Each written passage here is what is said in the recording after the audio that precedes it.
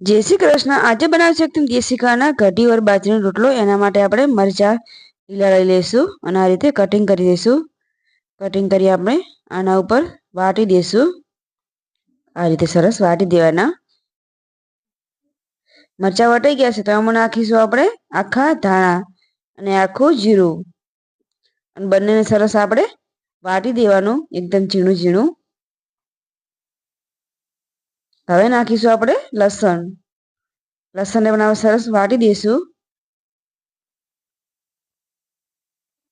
આ રીતનું બધું વાટી દીધું છે તો આને હવે લઈ લેશું। હવે આપણે 1 થેલી અમૂલ છાશ લઈ લેશું અને આમાં નાખીશું 3 ચમચી ચણાનો લોટ અને હળદર અને બધું સરસ આપણે મિક્સ કરી દઈશું। આ રીતે આનાથી આપણે સરસ મિક્સ કરી દેવાનું। આ તૈયાર થઈ ગયું છે તો આપણે કરીશું હવે કઢીનો વઘાર। એના માટે આપણે સિંગ તેલ લઈ લઈશું અને તેલ ગરમ થાય તો અંદર નાખીશું રાઈ અને રાઈને આપણે સરસ ફૂટવા દઈશું। રાઈ ફૂટી જાય તો આમાં નાખીશું આપણે જીરું, હિંગ અને લીલી મેથી। મેથી નાખીને આપણે મેથીને સરસ આપણે ચડવા દેવાની। મેથી ચડી જાય તો આમાં નાખીશું આપણે લીલી ડુંગળી। ડુંગળીને સરસ આપણે ચડવા દઈશું। ડુંગળી ચડી ગઈ છે તો આમાં નાખીશું કઢી પત્તા અને જે મરચાં રાખ્યા હતા વાટી એને પણ નાખી દઈશું। સરસ મિક્સ કરી અને આને આપણે સરસ ચડવા દઈશું। આમાં આપણે થોડુંક પાણી નાખીશું જેથી બધું સરસ ચડી જાય। આ રીતે સરસ તેલ છૂટી થાય તો આમાં આપણે જે છાશ હતી એમાં નાખી દેવાની। હવે બધું સરસ આપણે મિક્સ કરી દઈશું અંદર। હવે આમાં મીઠું નાખીશું। કઢીને આપણે સરસ ઉકળવા દઈશું। 2 થી 3 આપણે આમાં ઉભરાણ આવવા દઈશું જેથી આપણે કઢી સરસ બને। આ રીતે આપણે સરસ ઉભરાવા દેવાની।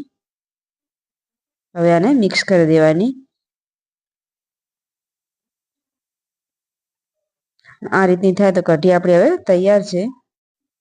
હવે આને આપણે સાઈડમાં મૂકી દઈશું અને બાજરીનો રોટલો કરી દઈશું। તેના માટે આપણે બાજરીના લોટને ચાળી લઈશું। અંદર મીઠું નાખીશું અને પાણી નાખીને આપણે લોટને સરસ બાંધી દઈશું। આ રીતે બાંધતા જઈશું અને થોડું થોડું અંદર પાણી નાખતા જઈશું।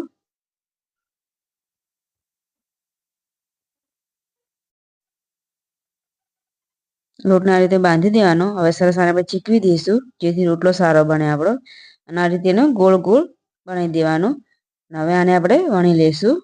આ રીતે હાથેથી આપણે આને ગોળ ગોળ કરી દઈશું। હવે આપણે હાથ પાણીવાળા કરી અને કિનારેથી આને આપણે બનાવી દઈશું રોટલો।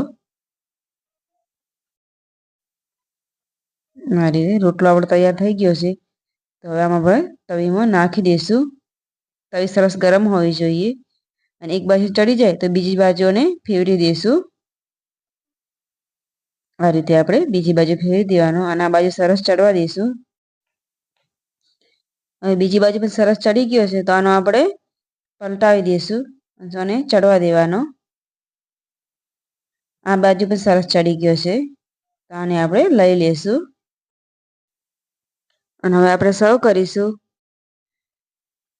તૈયાર છે આપણે કઢી અને બાજરીનો રોટલો।